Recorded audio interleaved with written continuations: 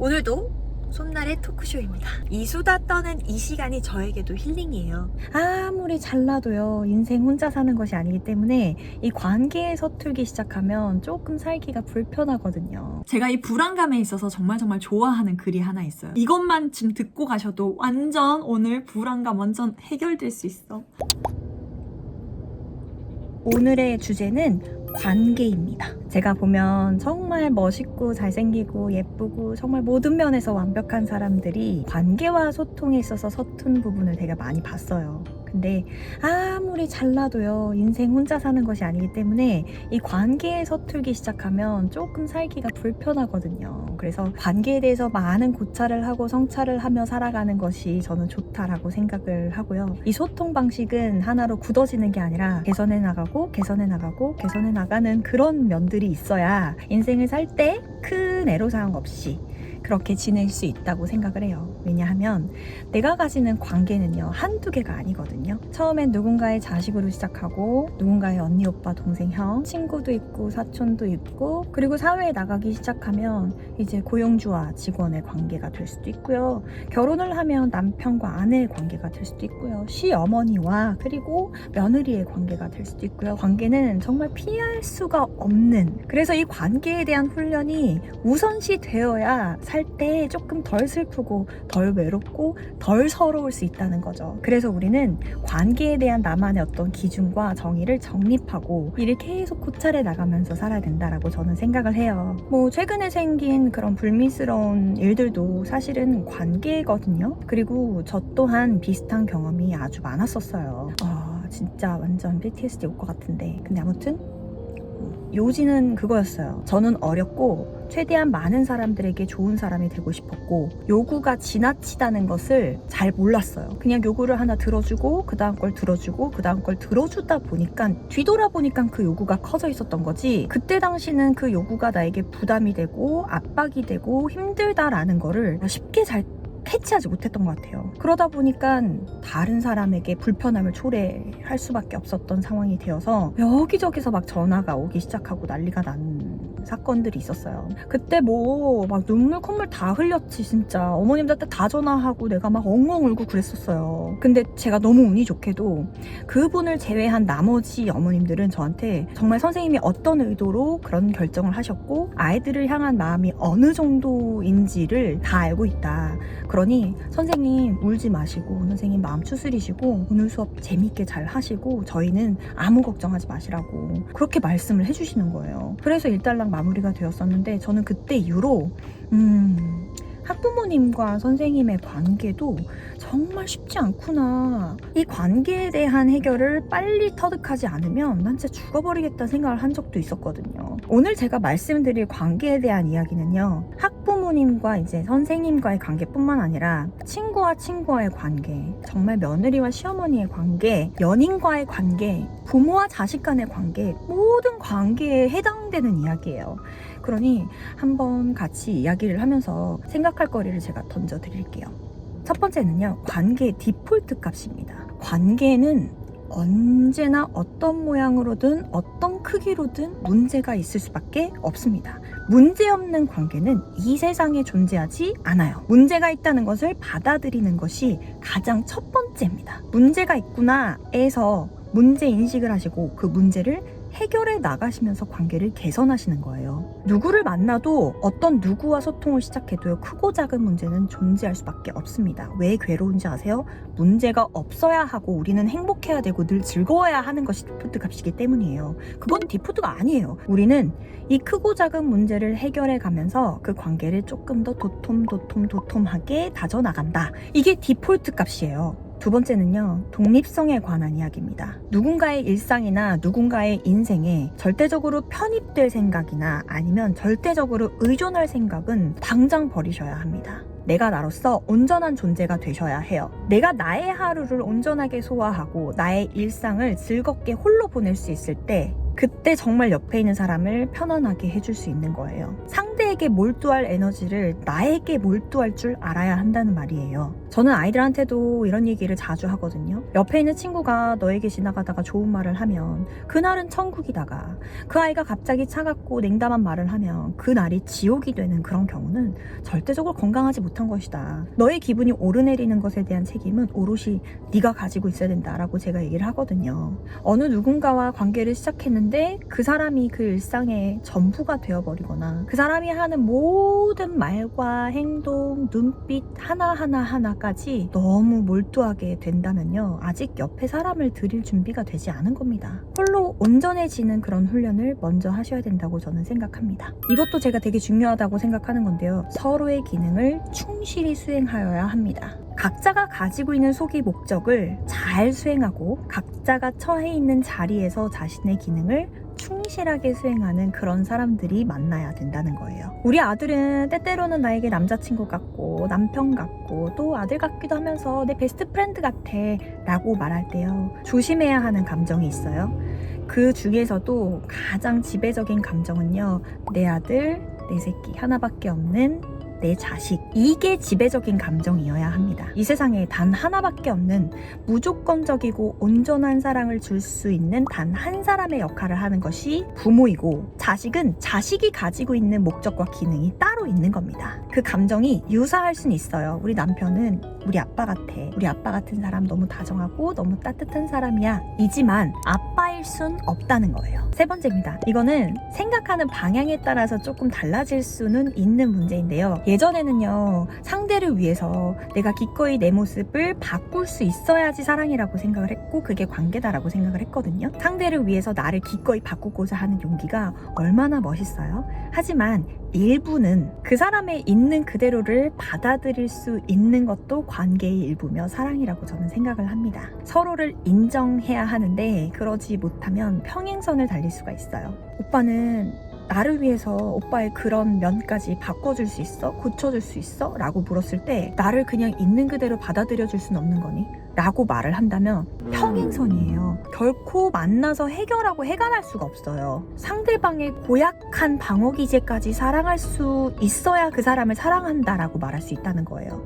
네 번째는요, 모든 관계와 소통에서 생길 수 있는 그 갈등에 대한 회복력, 아주 심각하고 무거운 문제도 깃털처럼 슬쩍 지나갈 수 있는 그런 마음이에요. 특히 유쾌한 마음, 유머 같은 것들 너무너무 중요해요. 상대방이 어떤 말을 했을 때 곡해하지 않고 왜곡하지 않고 그냥 가볍게 훌훌훌훌 지나갈 수 있는 그런 마음들이 정말 중요하거든요. 엄청 무거워지는 거예요. 왜 저렇게 얘기했지? 왜 저 표정은 왜 저러지? 왜 저렇게 말투가 저렇지? 이렇게 생각하면 안 되고, 아 그렇구나, 끝. 아 그런갑다, 끝. 아 그럴 수도 있지, 끝. 이렇게 깃털처럼 좀 지나갈 수 있는 마음이 필요해요. 살다 보면요, 크고 작은 문제에서 미안해, 죄송해요, 고마워요 할 일이 얼마나 많은 줄 아세요? 그 말이 너무 힘들고 어려우면요, 이미 뭔가 심리적인 문제가 있는 거예요. 가볍게 그냥 훌훌훌훌 지나갈 수 있는 지혜가 필요해요. 다시 한번 강조드리지만 이건 남녀 간의 관계가 아니라요, 부모와 자식 간의 관계, 선생과 학부모님의 관계, 사장과 직원의 관계, 친구와 친구와의 관계, 사위와 장모 간의 관계 다 해당이 되는 내용이에요. 다섯 번째는요, 서로를 애잔하고 측은하게 바라볼 수 있어야 합니다. 제가 내리는 사랑의 정의 중에 하나는요, 사랑은 언젠간 약간은 후져도 된다. 내 아픔을 조금은 드러내고 보여주면서 나 여기가 너무 아픈데 같이 아파해 줄 수 있을까? 나 이거 치유하고 싶은데 같이 이겨내 줄 수 있을까? 라고 묻는 게 사랑이라고 저는 생각을 해요. 반대를 얘기해 볼까요? 내 아픔은 누구에게도 보여주고 싶지 않은 거예요. 이 사람한테 잘 보이기만 하고 싶은 거예요. 그래서 어딘가가 편하지 않고 늘 불편한 거예요. 저는 개인적으로 그건 되게 살기 불편한 삶의 방식 같아요. 제가 느끼기에는. 우리는 결국엔 같이 늙고 같이 초라해져요. 살다 보면 좋은 모습보단 좋지 않은 모습을 보여야 할 때가 더 많을 수도 있어요. 그런데 그때마다 내가 나를 보여주지 않고 숨기면서 내 마음 한켠이 되게 불편하다면 제가 내리는 관계의 정의에서는 그리 옳지 않은 것 같아요. 그래서 저는 우리 아이들한테도 불편하면 불편하다고 이야기를 해, 어려우면 어렵다라고 얘기를 해, 잘 보일 필요 없어, 완벽할 필요 없어, 너의 치부를 나한테 드러내줘도 돼 라고 제가 항상 얘기를 하거든요. 여섯 번째는요, 표현에 관한 그림 말입니다. 이 표현이라는 것은요, 성향을 많이 타기 마련인데요. 성향에 관계없이 저의 개인적인 소견으로는 표현에 인색하지 않으셨으면 좋겠어요. 왜냐하면요, 표현은 나이가 들면 자연적으로 인색해지거든요. 가장 마음껏 표현할 수 있는 순간은요, 바로 지금이라고 생각합니다. 돈도 안 들어요. 사랑해, 고마워, 미안해, 감사합니다, 죄송합니다 라고 하는 것은요, 돈 한 푼 들이지 않고 상대를 편안하게 해줄 수 있는 말들이에요. 표현에 대해서 망설이는 이유는요, 이런 것 같아요. 아, 내 표현에 대해서 이렇게 생각하면 어떡하지? 저렇게 생각하면 어떡하지? 라고 고민하실 때가 있을 텐데요. 물론 나의 감정을 또는 나의 생각과 의도를 100% 상대가 받아줄 거라고 생각해서는 안 되지만, 저는 개인적으로요, 그렇게 물음표를 많이 만드는 관계는 그렇게 건강한 관계가 아니라고 생각합니다. 느낌표를 많이 만드는 그런 모먼트가 많아야 돼요. 이게 진짜 중요합니다.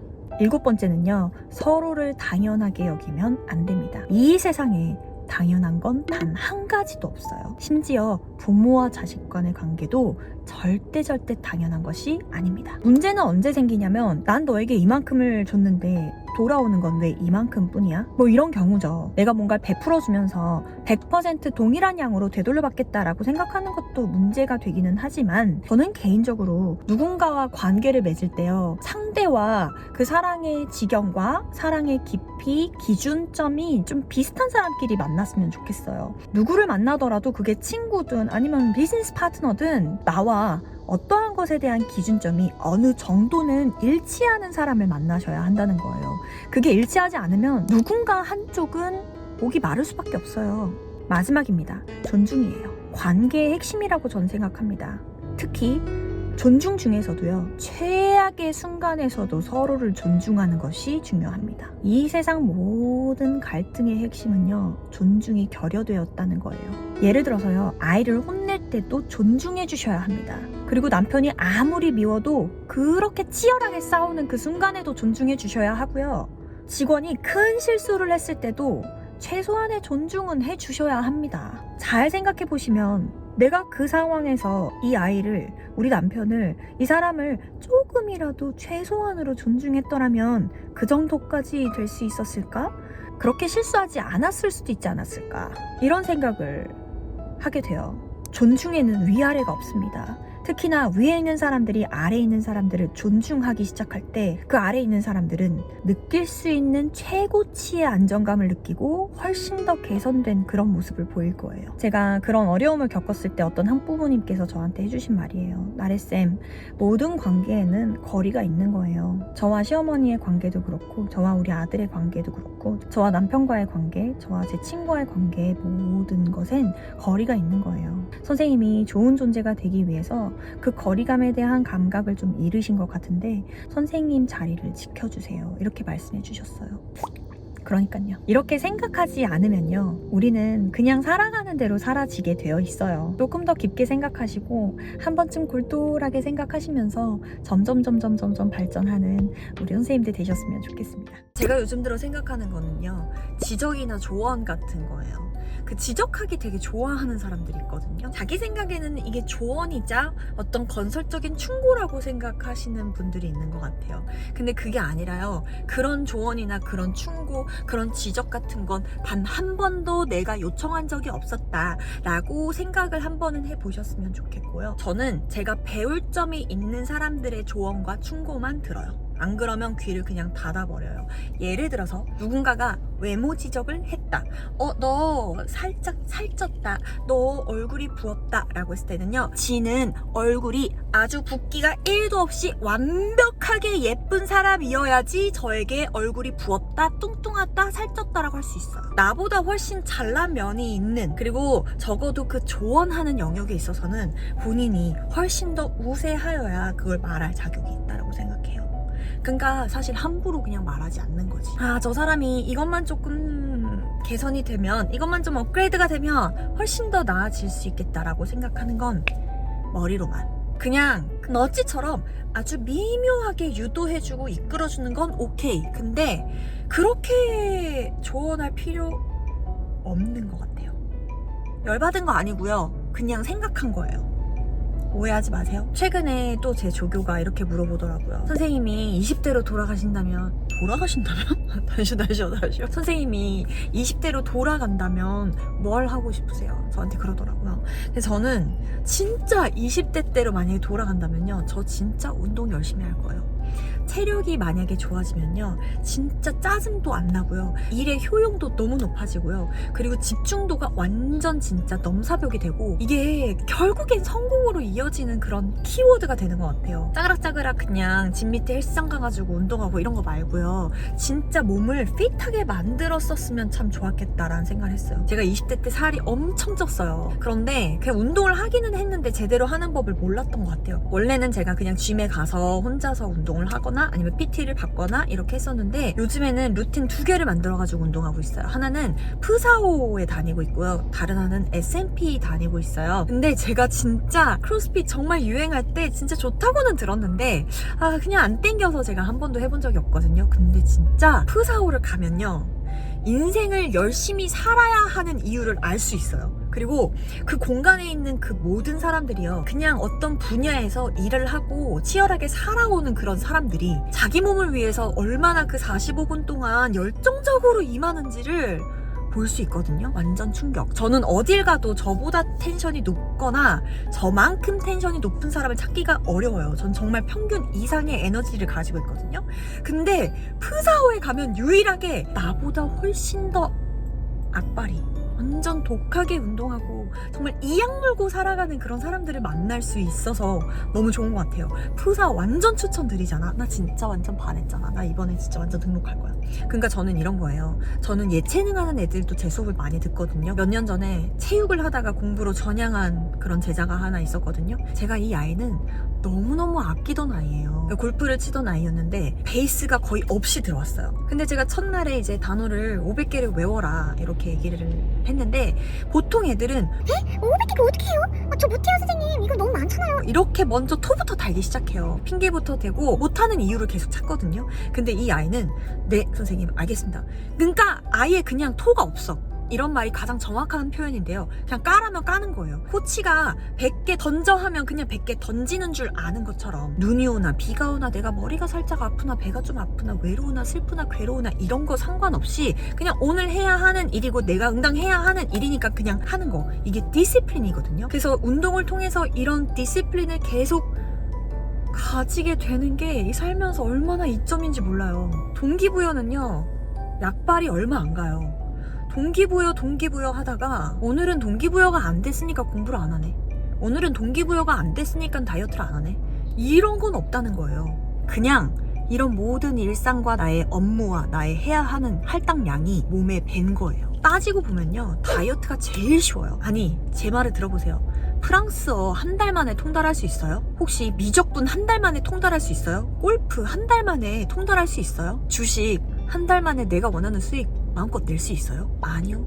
다이어트만 내 마음대로 내가 할 수 있어요. 아니, 돈 버는 게 쉬워, 다이어트가 쉬워? 그냥 한 달 동안 적게 먹고 많이 움직이면 되는 거야. 진짜 제가 생각했을 때는 내 몸을 내 마음대로 하는 게 가장 쉽다니까요. 빨리 운동하시고 다이어트 하세요. 진짜 이건 돈 버는 길이에요. 그리고 두 번째는, 저는 책을 진짜 좋아하는데요, 책을 더 많이 읽을 거예요. 제가 언제부터 책을 꾸준히 읽기 시작했냐면, 어렸을 때 되게 친한 오빠가 있었어요. 그런데 그 오빠가 의대를 갔어요. 그리고 어느 날 저랑 이렇게 대화를 나누는데 오빠 책을 엄청 많이 읽는 거예요. 그래서 내가 오빠는 이렇게 바쁘면서 어떻게 책을 그렇게 많이 읽냐? 제가 그랬어요. 그랬더니 오빠가 이렇게 딱 말하는 거예요. 이건 좀 예민한 이야기이긴 하지만 그냥 가볍게 들어주세요. 나리야, 나는 우리 부모님한테 배울 게 많이 없다라고 생각을 했어, 이러는 거예요. 그 오빠의 부모님은 그냥 작은 가게에서 장사를 하시는 분들이었거든요. 그러니까 이 오빠가 크면 클수록 인성교육이나 가정교육이나 이런 것들은 너무 출중했지만, 이제 부모님의 현실이 객관적으로 보이기 시작하면서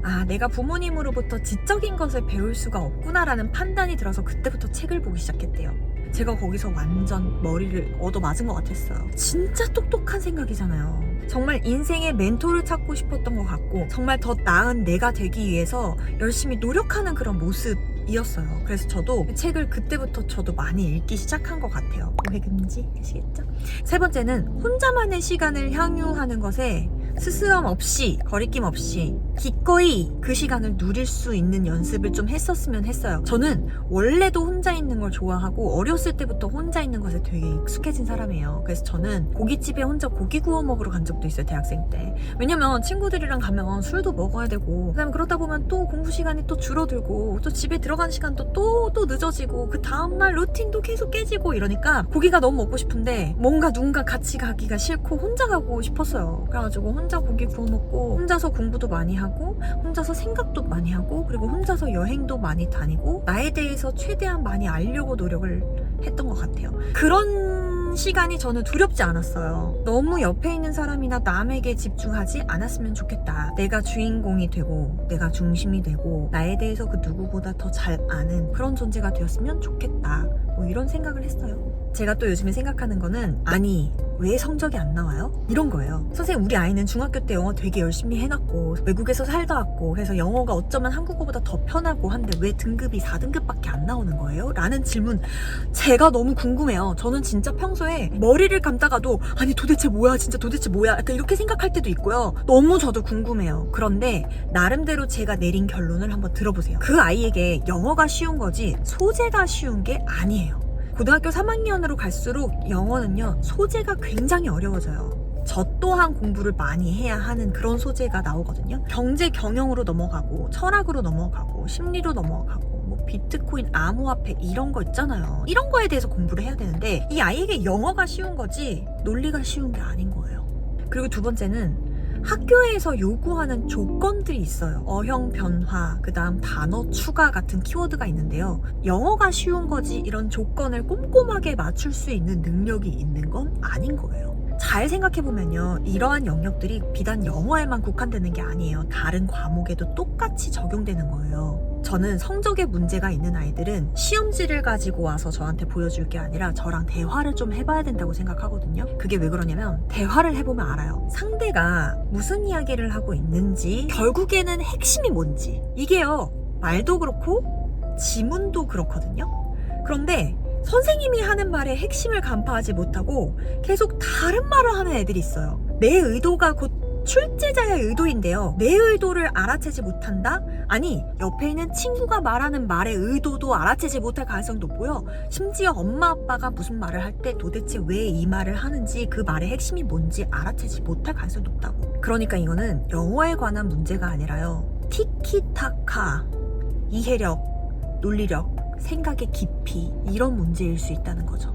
아이들은 저를 보고 있지만 저는 이 아이들을 1대 다로 이렇게 보고 있잖아요. 어떤 아이는 정말 제 말이 한 톨도 땅에 떨어지지 않도록 정성스럽게 주워가지고 담는 아이가 있는가 하면, 어떤 아이는요, 그 수업 듣는 그 모습을 CCTV로 긁어서 부모님한테 보내드리고 싶을 정도로. 어쨌든 아이들은 저에게 손님이에요. 저는 손님에게 극진한 대접을 하고 싶거든요. 예를 들면 이런 거예요. 제가 어떤 질문을 했어요. 근데 그 아이가 딱 봐도 수업 제대로 안 듣고 있고 딴 생각이 가득해요. 이쪽에서는 답을 너무 완벽하게 해요. 근데 걔만 자꾸 답을 틀려요. 그러면 생각해 보자는 거예요. 모두가 정답을 이야기할 때 이 아이가 오답을 이야기한 게 죄냐는 거예요. 그리고 하나 더, 얘가요, 그냥 머릿속이 그냥 즐겁고 공부가 그렇게 하기 싫고 그냥 이 시간이 이 아이한테는 그냥 학원 가는 그 시간 이상도 이하도 아닌 거, 이게요 죄냐고요. 전 최근에 그런 생각을 했어요. 이 아이가 자기가 배우고 싶은 내용에서 눈이 딱 떠지고 저를 이렇게 바라보고 수업 설명을 듣는 것처럼, 그만큼 이 아이가 오답을 말하고 다른 생각을 하고 이 시간을 지루해하는 것도 그냥 이 아이라는 생각이 들더라고요. 제 말이 좀 조심스러워요. 이렇게 말씀하실 것 같아서요. 아니요, 그래도 선생님은 바로 잡아주셔야죠. 당연히 그렇게 바로 잡아줘야 되는 건 맞아요. 그런데 제 말은요, 어느 정도 인정하고 기다려주고 그 다음에 이 아이를 약간 긍휼하고 애잔한 마음으로 바라봐주는 것도 필요하다는 거예요. 얘가 실력이 없고 공부 못하는 게 죄는 아니다 라고 말씀을 드리고 싶은 거예요. 제가 최근에 훈육에 관한 그런 영상을 올렸잖아요. 근데 그 영상이 있기 전에 사실 어떤 일이 있었냐면, 학부모한테 전화를 받았어요. 그런데 그 전화에서 어머님이 엉엉 우시는 거예요. 왜냐하면 아이랑 다투었대요. 그 아이가 엄마한테 너무 상처가 되는 말을 해서 얘 좀 혼내달라고 그렇게 전화를 주신 거예요. 근데 제가 들어보니 어머님께서 이렇게 생각하셨대요. 이 아이가 말실수를 한 거예요. 그래갖고 어머님께서 본때를 보여주겠어. 너 죽고 오늘 나 죽자. 이렇게 말씀하셨대요. 제가 그래서 그랬어요. 그 어머님 너무 친하니까 어머니 그건 건강한 훈육은 아니었던 것 같아요. 제가 진짜 솔직히 말씀드렸어요. 항상 교육자나 어른들 마음에는요. 어떻게 하면 건설적으로 훈육할까를 고민을 하셔야 되는 게 맞잖아요. 어떤 눈높이로 워딩을 선택하고 언제 대화를 시작할까라는 그런 어떤 고민들이요. 기분을 먼저 살피셔야죠. 기분이 안 좋구나. 대화할 준비가 아직 안 됐구나. 약간 이런 거. 아무튼요. 사는 것에는 용기가 되게 많이 필요한데요. 요즘 저에게 용기를 많이 주는 말은요. 언젠간 지금 이 순간을 그리워할 때는 무조건 온다라는 말이에요. 지금이 너무 힘들고 버티기 어려울지라도 언젠간 이 시기가 사무치게 그리울 그 날들이 온대잖아요. 나는 가만히 있어도 시간은 열심히 일하고 있다는 거예요. 저 조금 살짝 스트레스 받았어요. 그래서 오늘은 저를 위한 영상을 한번 찍어보도록 하겠습니다. 아니 근데 이거 별일 아니야. 감정은 무조건 반응하면 안 되고 대응을 해야 되거든요. 저 사람이 날 화나게 하네? 와씨 뭐야? 막 이렇게 반응하면 안 되고 괜찮아 해결하면 돼. 그리고 지가 뿌린 거에다가 자기가 거두게 되어 있어.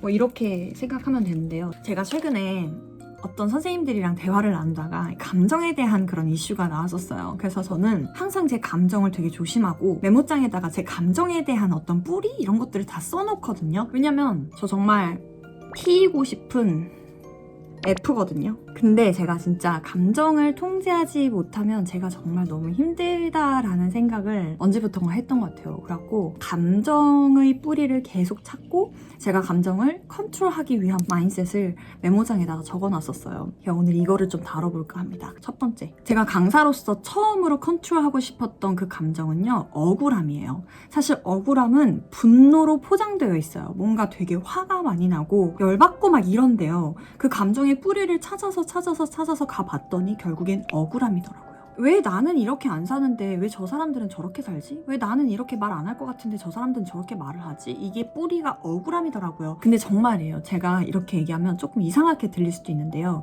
전 종교가 없거든요. 그런데 저는 하늘을 믿어요. 그러니까 원인과 결과, 하늘, 인과응보, 사필귀정 이런 걸 되게 좋아하고 제 힘으로 어찌할 수 없는 영역들이 세상에 있다라는 걸 알고 동시에 내 힘으로 되지 않으니 뭔가 초월적인 힘, 하늘의 이치 이런 걸 믿기 시작했어요. 그래서 정말 제가 좋아하는 말이 손바닥으로 하늘 가리지 말자라는 말이에요.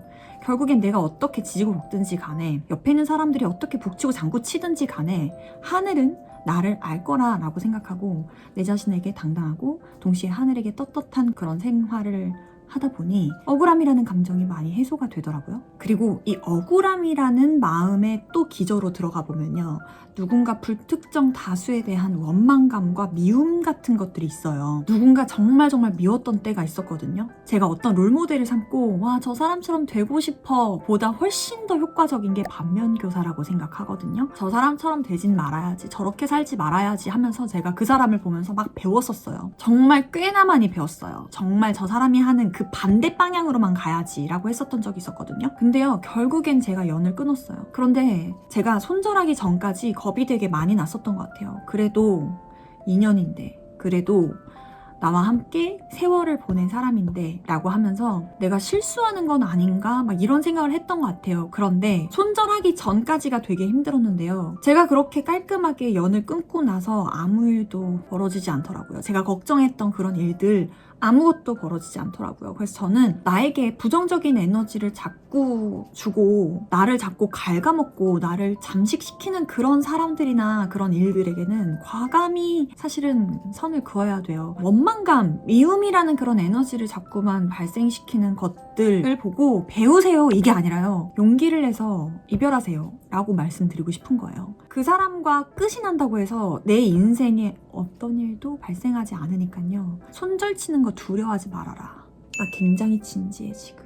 그 두 번째는 번아웃, 지침 같은 거예요. 지침. 제가 최근에 대화를 나눴던 그 아이는 지쳤대요. 번아웃이 왔대요. 근데 그 이유가요. 명백해요. 반복되는 실패. 계속되는 실패, 우리 취업 같은 것들 이런 거에 해당될 수 있겠죠. 내가 뭐라도 해보겠다고 열심으로 임했는데 계속 실패하는 거예요. 반복되는 실패는요, 학습이 되어서 무기력함으로 나오는 거거든요. 그래서 제가 정리한 게 고통의 총량이에요. 우리는 인생의 모든 것에는 고통, 슬픔, 아픔, 행복감 뭐 이런 것들 전부 다 총량이 정해져 있어요. 밑바닥을 찍었다라는 말이 되게 진부하지만 자명하거든요. 밑바닥을 찍고 올라간다라고 생각을 해주셔야 되는 거예요. 정말 말 그대로. 그래서 나는 20대 때 30대 때 이만큼 힘들었으니까 총량의 대부분을 내가 소진했으니 40대 50대 때는 힘들 일이 조금밖에 남지 않았다. 이렇게 생각하면 훨씬 더 마음의 위로가 생기고 다시 일어날 수 있는 힘이 생긴다는 거예요. 그리고 저는 이런 것도 언급드리고 싶었어요. 미지근하게 발 담궈놓은 사람이 번아웃이 오는 걸 봤냐고요.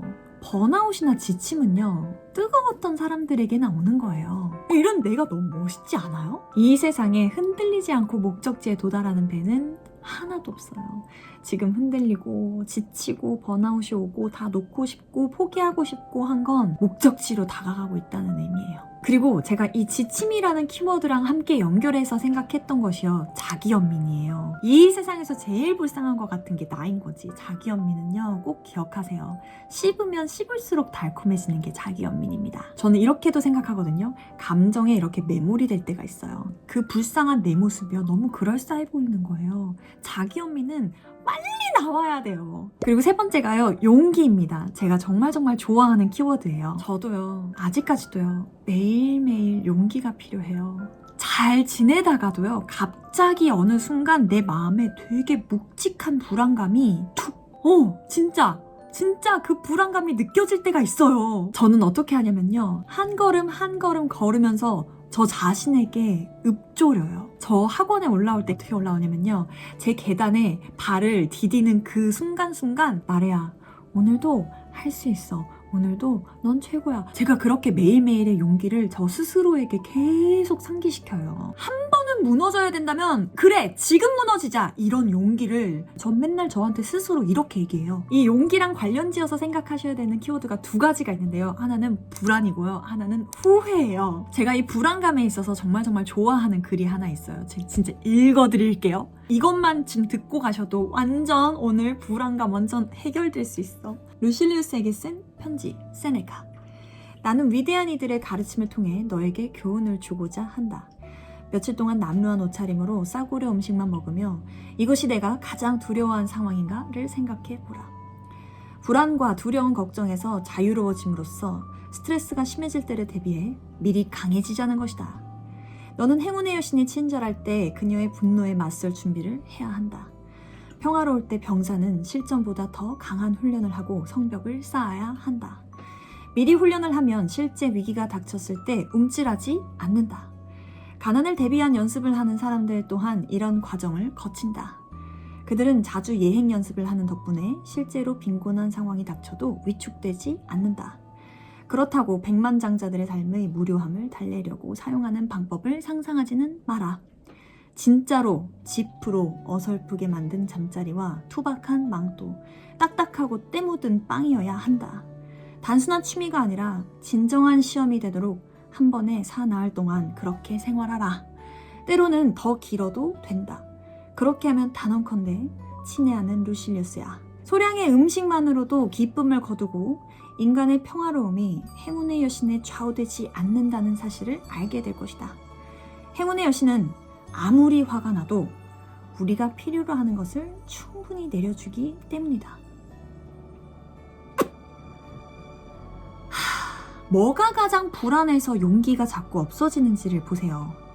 생각이 많아지면요, 용기가 사라지기 마련이에요. 그리고 이 불안감의 결국에 뿌리는 내가 굶어 죽는 거예요. 선생님들 지금 뭔가 실패를 하고 지금 뭔가 와르르 무너진다고 해도 절대 굶어 죽지 않아요. 나 편의점을 알바하더라도 먹고 살 수 있어 라는 생각을 계속 하셔야 돼요. 라면만 먹고도 살 수 있다고. 후회라는 건요, 후회하지 말자라고 하는데, 후회는 같은 실수를 2번 반복하지 않게 하는 기능을 가지고 있어요. 아주 진하고 깊게 후회 한 번 하는 거 괜찮아요. 근데 거기서 끝나야 돼요. 2번 같은 후회는 하시면 안 돼요. 내가 어렸지.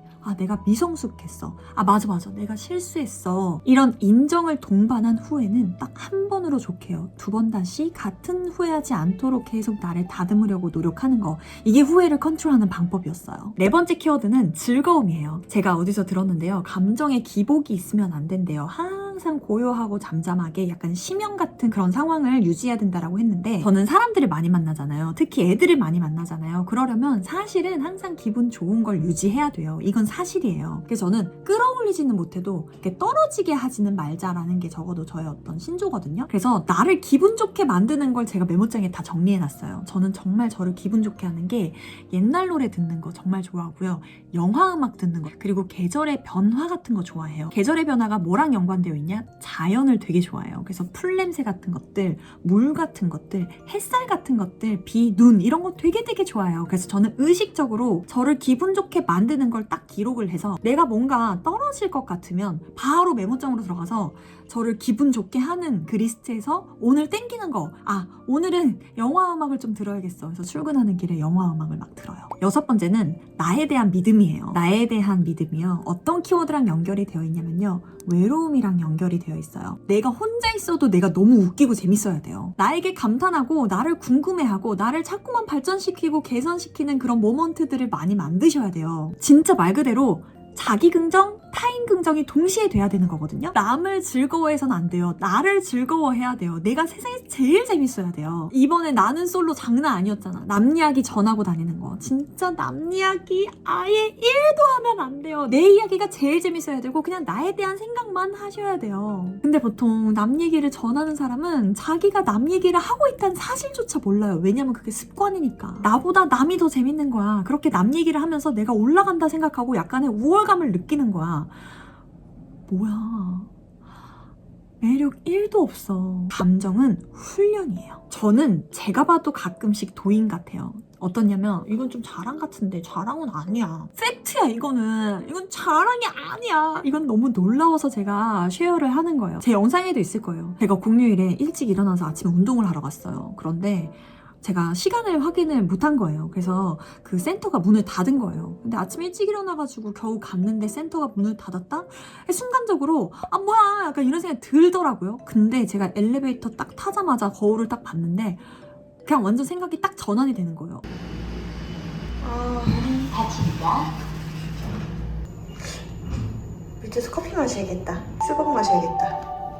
1층입니다. 이건 일부일 뿐이에요. 제가 어떠냐면 제가 사실 이 영상을 킨 이유가 진짜 어제 일이야. 이건 완전 따끈따끈한 일이야. 어저께 사고가 났어요. 자동차 사고가 났는데 그 사람 때문에 사고가 났어요. 그런데 차가 살짝 이렇게 퉁 부딪힌 거예요. 근데 비가 엄청 오고 있었고 제가 또 어떤 스케줄을 가고 있었는데 막 예약도 늦고 막 이랬어요. 그런데 뭐 사람도 다치지 않았고 차도 그렇게 덴트가 있거나 막 빠그러지거나 이게 아니라 퉁 이렇게 부딪혔을 뿐이고 휠 같은데 약간 기스가 났었던 거예요. 근데 제가 순간적으로 되게 놀라고 뭔가 당황을 하긴 했지만 어떤 생각을 했냐면 그래 사람 안 다쳤고 별일 없으니까 가라고 해야겠다 이 생각이 드는 거예요. 그 사람 잘못했지만 그리고 어찌어찌 해가지고 보험 접수를 했어요. 그 사람이 보험을 접수해야 될 것 같다고 해가지고 그러고 나서 제가 그냥 갔죠. 그런데 계속 마음에 감사함이 드는 거예요. 사람이 다치지 않았고 별일이 없었고 그리고 내가 또 오늘 마침 수업도 없어서 또 예민하지 않아도 되고 너무 감사하다. 이거 별일 아니어서 너무 감사하다. 계속 이 생각이 드는 거예요. 그리고 그 사고에 대한 그런 어떤 분노나